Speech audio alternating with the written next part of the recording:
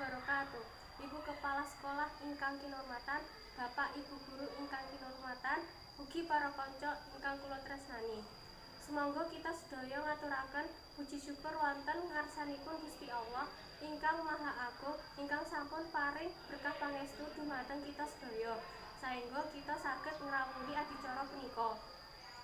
Keparenga ing wekdal punika kula badhe ngaturaken wigatine nggunakaken basa Jawi ing pasrawungan.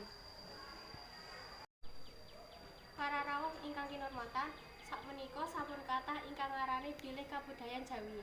Jalaran para generasi enom sakmenika sampun kathah ingkang nilaraken kabudayan Jawi.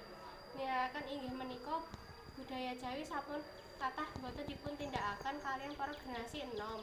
Wonten ing gesang panintenan, generasi enom menika langkung remen kaliyan budaya manca.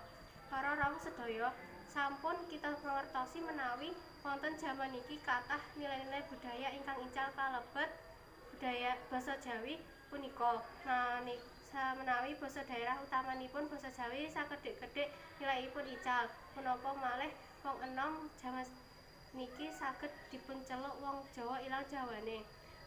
Punapa kok saged dipun wastani mekaten amargi wong enom padha boten ngertos basa Jawi krama utawa krama inggil. Jatine kita generasi muda nguri-nguri kabudayanipun kita piyambak kalebet basa daerah kita piyambak yaiku basa Jawi.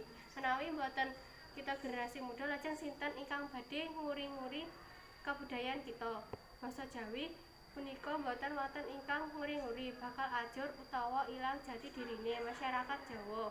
Nguri-nguri basa Jawi punika ugi saged nuwuhaken rasa tresna dhumateng tanah Jawi punika. Kita dados tansah luwih njunjung budaya Jawi punika.